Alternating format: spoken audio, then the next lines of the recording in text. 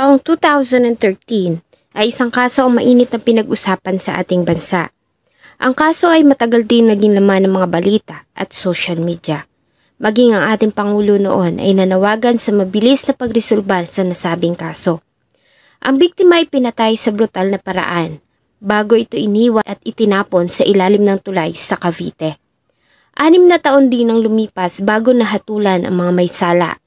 Samahan niyo po akong balikan ang naging masakit na kamatayan ni Cristel K. Davantes. Bago ko po simulan ang ating story, sa mga bago po sa channel ko, please hit the subscribe button at pakipindot na rin po ang notification bell para ma-notify kayo pag may bago tayong upload na videos. September 7, 2013. Bago sumapit ang alas 6 ng umaga, ay nakatanggap ng tawag ang mga kapulisan ng Silang Cavite tungkol sa natagpuang wala ng buhay na katawan ng isang babae sa ilalim ng tulay ng Tibagan na matatagpuan sa barangay Sabutan sa Silang Cavite. Ang biktima ay sinakal gamit ang wire ng laptop na natagpuan sa crime scene.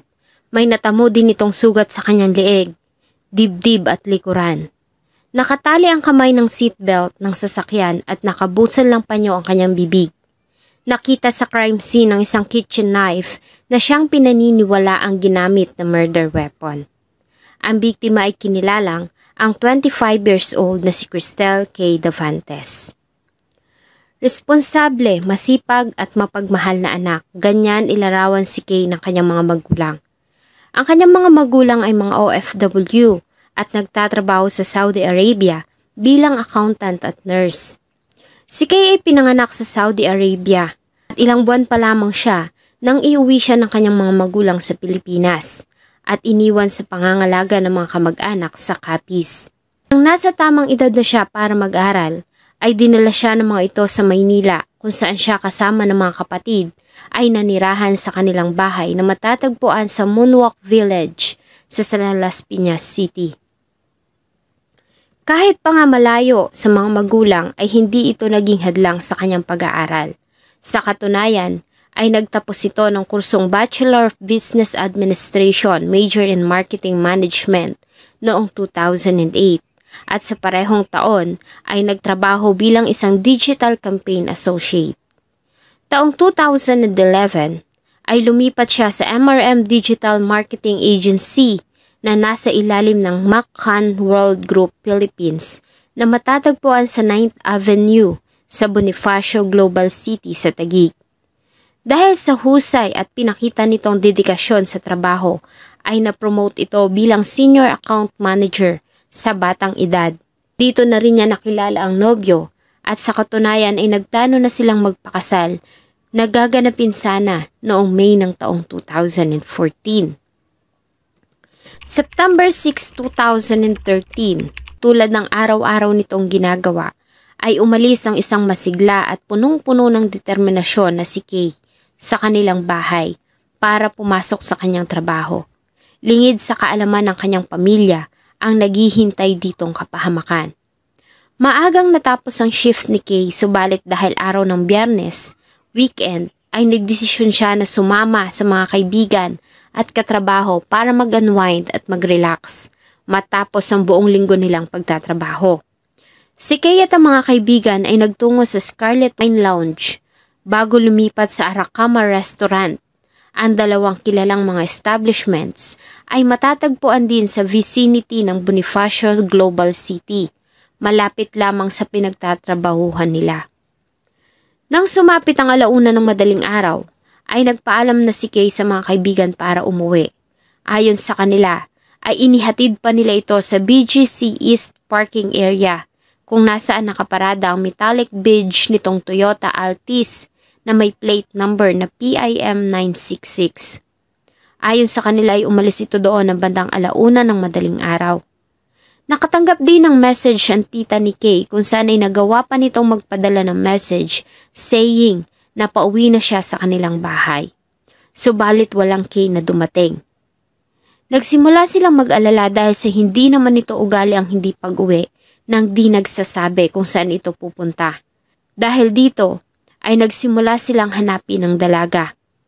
Pinuntahan nila ang mga lugar na pinupuntahan nito, mga kaibigan at katrabaho. Subalit lahat sila ay hindi alam kung nasaan si Kay. Maging ang fiancé nito ay hindi rin alam kung saan nagtungo ang nobya. Maging ang mga presinto at mga ospital, pinuntahan na rin nila at nagbakasakali na matatagpuan si Kay, subalit bigo sila. Hanggang sa isang masamang balita nga ang kanilang natanggap tungkol sa wala ng buhay nitong katawan na natagpuan sa ilalim ng tulay sa Silang Cavite. Ang pamilya ay nanawagan ng hustisya sa pagkamatay ni Kay at bumuo sila ng Facebook page na Justice for Kay na mabilis na nakaagaw ng pansin ng maraming tao. Ang kaso ay naging laman ng mga usap-usapan sa social media. Maging sa mga balita, ang kasikatan nito ang siyang naging dahilan para mapukaw nito ang atensyon ng noon ay president na si dating President Benigno Aquino Jr. Agad nitong iniutos ang pagbuo ng Task Force K na tumutok sa kaso ni Davantes at ang pagsagawa ng parallel investigation ng NBI. Nag-offer din ito ng 2 million pesos na reward kung sinong makakapagbigay ng impormasyon na may kinalaman sa brutal na pagkamatay ni Kay Davantes. Ang PNP at Taguig City Local Government ay nagbigay din ng pahayag na magbibigay ng karagdagang 500,000 pesos na reward money. Ang sinapit ni Kay Davantes ay talaga namang naging palaisipan sa Task Force K at sa NBI. Hindi nilang binalikan ng lugar kung saan huling nakitang buhay ang biktima, sa parking lot ng BGC. Ayon sa security guards ay wala silang napansing kakaiba sa lugar. Noong gabi, wala din security cameras na naka-install sa open parking lots. Mula BGC ay muli nilang pinuntahan ang mga lugar na posibleng tinahak ni Kay at doon ay nagawa nilang makakuha ng mga footages ng surveillance camera kung saan ay nakita na dumaan si Kay ng South Luzon Expressway. Sa CCTV footage na pinasa ng Muntinlupa Police Task Force, Kay ay nakita ang sasakyan ni Davantes na dumaan sa C5 toll gate patungo sa South Luzon Expressway. Nagganap na 1:19 ng madaling araw. At ito ay umexit sa PhilInvest Alabang patungong sa Pote Road. Nagganap na 1:31 ng madaling araw. Sa ilang footages ay nakitang mag-isa lamang si Kay sa loob ng kanyang sasakyan at kapansin-pansin na relax lamang ito na nagmamaneho. Nanatiling blanco ang mga pulis at NBI sa mga katauhan ng mga suspects at patuloy nilang hinahanap ang nawawala nitong sasakyan hanggang noong September 14, 2013. Nang makatanggap sila ng report tungkol sa abandonadong sasakyan na natagpuan sa Camellia 4, Pamplona 3, Las Piñas. Ang nasabing sasakyan ay katulad ng inilarawang sasakyan ng biktima.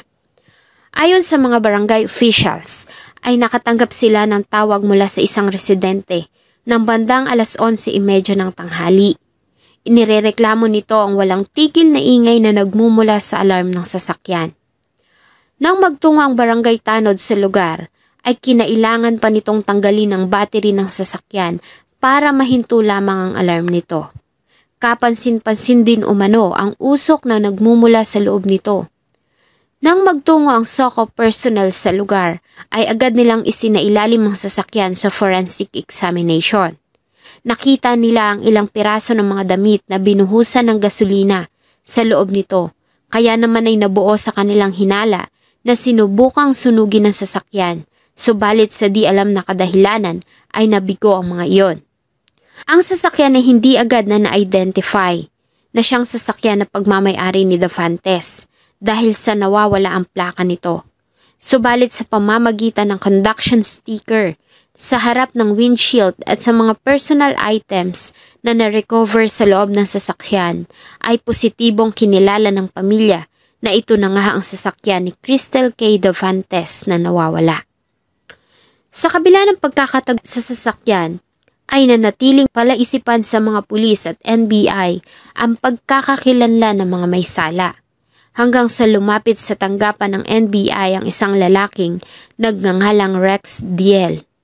Sa paglantad nito ay unti-unti nang nagkaroon ng linaw ang nangyari kay Kay noong madaling araw ng September 7, 2013 hanggang sa matagpuan ang wala ng buhay nitong katawan sa ilalim ng tulay sa Silang Cavite. Sa tulong ni Rex Dale ay naaresto ang isa pa sa mga suspect na si Samuel Disimo noong September 20, 2013. Siya ay nadakip ng mga agents ng NBI NCR Division sa pangunguna ni Regional Director Elfin Meneses sa tinitirhan nito sa Molino, Cavite. Ayon sa report, nakuha sa kanyang posesyon ang isang kutsilyo na kagaya ng kutsilyo na nakita sa crime scene. Ganon din ang isang wig na ginagamit nila bilang disguise sa tuwing may pagnanakawan sila. Sa pagkakahuli kay Disimo ay isinalaysay nito sa harap ng media ang ginawa nilang pagdukot at pagpatay kay Davantes. Ayon kay Rex Jail, siya kasama ang 4 pa sa grupo ay responsable sa mga pagnanakaw sa mga jeep dahil sa wala silang trabaho.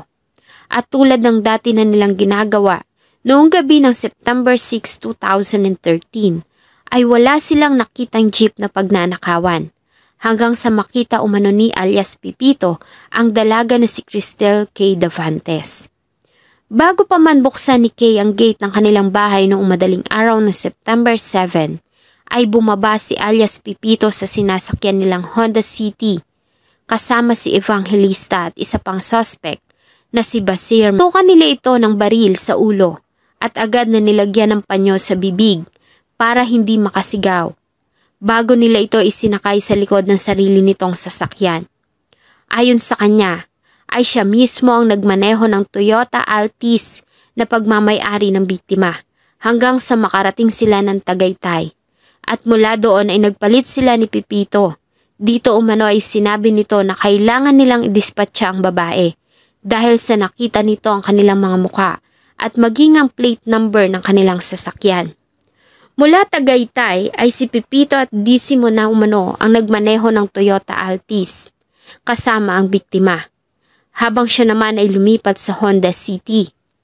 Nang makarating sila ng Silang, ay narinig niya na lamang umano ang malakas na lagabog na nagmula sa pagtapo ng mga kasama sa katawan ni Kay. Ayon kay Jel ay totoo na kasama siyang dumukot kay Kay, subalit wala umano siyang kinalaman sa pagpatay at pagtapon sa biktima. At sumuko umano siya dahil sa hindi siya pinatatahimik ng kanyang konsensya.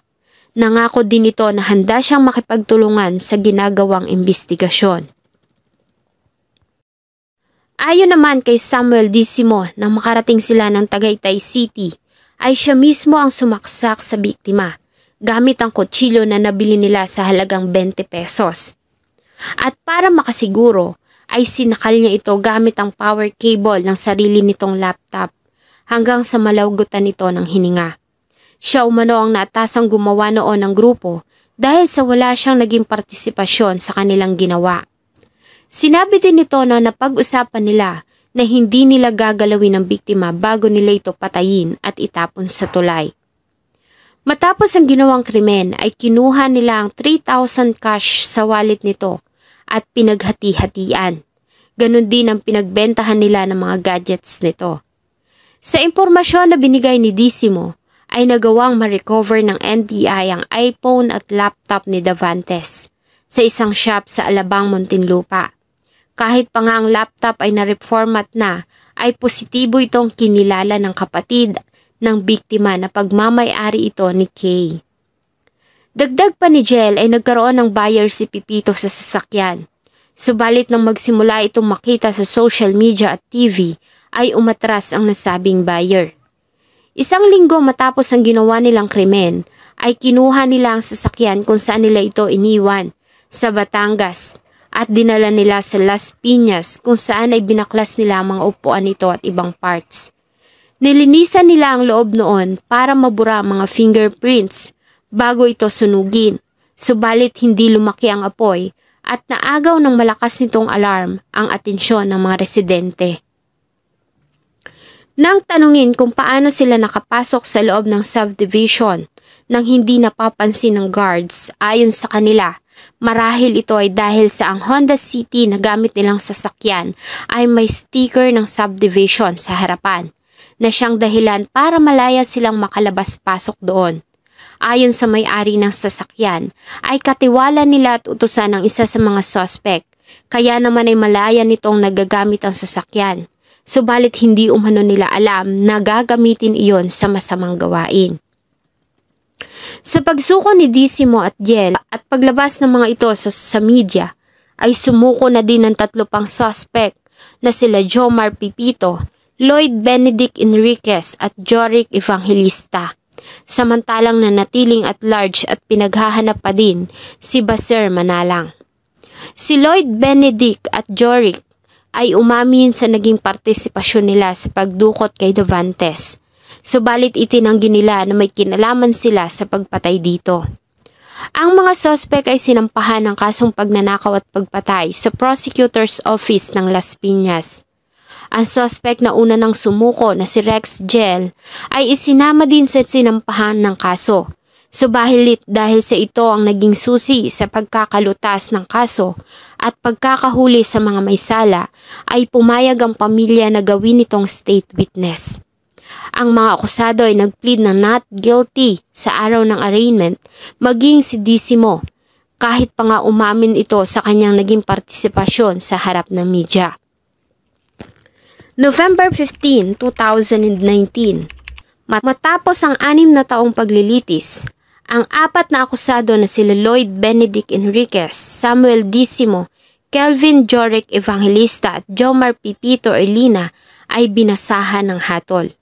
Ayon sa desisyon ng Las Piñas Regional Trial Court, Branch 253, ang mga akusado ay napatunayang nagkasala sa kasong pagnanakaw at pagpatay kay Crystal K. Davantes, at sila ay hinatulan ng habang buhay na pagkakakulong at inatasang magbayad ng sapat na halaga para sa pinsala na kanilang naidulot sa mga naulila ng biktima. Ayon sa mababang hukuman ng Las Piñas, kahit pa nga itinanggi ng iba sa kanila na wala silang kinalaman sa pagpatay sa biktima, ang katotohanan na magkakasama sila na dumukot at nagtapon sa katawan ay sapat ng katibayan para patunayan ang ginawa nilang conspiracy sa malagim na sinapit ni Davantes. September 15, 2013 ay inihatid sa kanyang huling himlayan si Kay sa Sucat, Parañaque City. Umuwi ang kanyang mga magulang mula sa Saudi Arabia hindi para sa masayang reunion ng pamilya, kundi para sa huling pamamaalam nila sa kanilang panganay na anak na babae. Sa kabila ng masakit na pangyayari, ay nagpasalamat pa din sila sa NBI at PNP dahil sa naging mabilis na pagkakalutas at paghuli sa mga may sala. Hanggang ngayon ay nananatili namang malaya at pinaghahanap pa din ng PNP ang isa sa mga suspect na si Baser Manalang. Malayo pa sanang mararating ni Kay maliban kasi sa magandang posisyon sa trabaho ay gumagawa na ito ng kanyang thesis para sa kanyang masteral degree. Salamat po sa inyong patuloy na pagsubaybay sa atin pong mga videos. Huwag niyo pong kalimutang mag-iwan ng inyong saloobin at suggestion sa atin pong comment section. Samahan niyo po ako muli sa susunod pa nating mga episodes. Thank you so much po and see you on my next video.